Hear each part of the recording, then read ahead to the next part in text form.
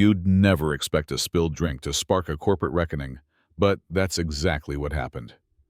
I was harassed at work, humiliated in front of my team, and no one said a word.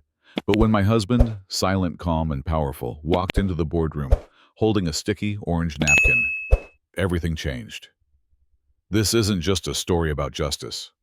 It's about knowing your worth, standing your ground, and showing exactly what quiet power looks like. My name is Brielle Watson, and for most of my career, I never needed to raise my voice. I wasn't flashy. I didn't need to be. At Quantum, Apex Technologies, I built my reputation the slow, steady way with performance integrity and patience. I started as an analyst, moved into project strategy, and within 6 years, I was leading a high-performing team that brought in over $3.5 million in clean contracts. I mentored interns who now ran their own departments. I loved the work, not the office politics. And for a long time, that was fine, until growth invited ego. Quantum had exploded in size. What was once a company of 60 became 300 overnight. Along with that growth came 3 new hires, Ryan, Jace, and Melina. Bright resumes, confident smiles.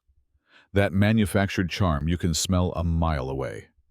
At first, I gave them space. Everyone finds their footing differently. But the subtle disrespect started almost immediately.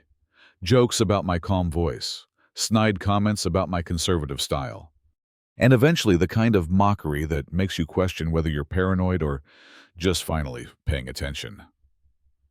Then came the day I wore my natural curls out. Just a normal Tuesday. Just wash day. Just me. As I walked past the break room, I caught it. Ryan's voice, low and mocking. Looks like someone stuck a fork in an outlet. Laughter followed. Jace, then Melina. I didn't stop. I didn't respond. I made my coffee, toasted my bread, sat down. Then came the splash.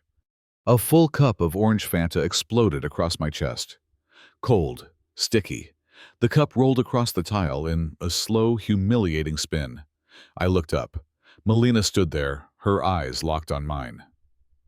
"Oops," she said. No apology, no flinch. Just a smirk. No one moved, no one helped. I walked to the restroom, slowly, silently, my hands trembling not from fear, but restraint. I didn't cry. I pulled out my phone and texted one line, "I need you." My husband, Sebastian Watson, didn't hesitate. He's not just a tech investor. He's one of the silent partners of Quantum Apex. He's worth more than the executive suite combined and could have stepped in any time, but he never did. He respected my wish to build something for myself. Until now. His reply came within seconds, already downstairs. While I scrubbed my blouse in the sink, Sebastian walked into the building. No entourage, no power play. Just him, in jeans and a jacket. Calm, focused. He stepped into the 10 a.m. executive staff meeting without knocking. No one stopped him. In his hand, the napkin I gave him still damp, still stained orange. He placed it gently on the table.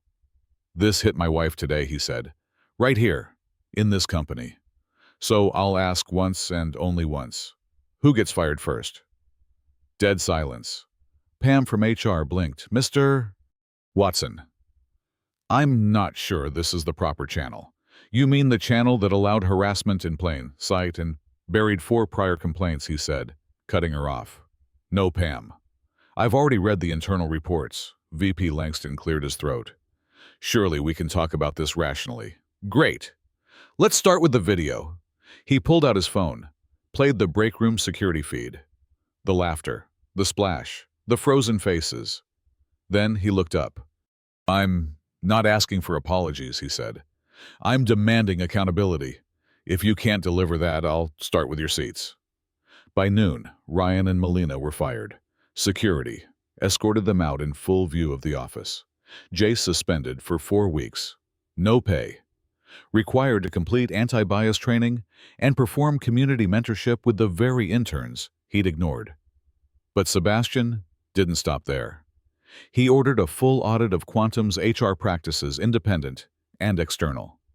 Within 48 hours, the results were damning. 4 previous reports of bias and verbal harassment ignored, buried in cultural friction files. Sebastian removed the entire mid-tier HR management. He restructured the department under legal oversight, implemented anonymous digital reporting, and placed himself as interim oversight until the system was fully rebuilt. The CEO tried to push back. Sebastian replied with one sentence: "Respect is not negotiable, especially not in my wife's presence." That Monday, I came back to work. No press release, no internal memo.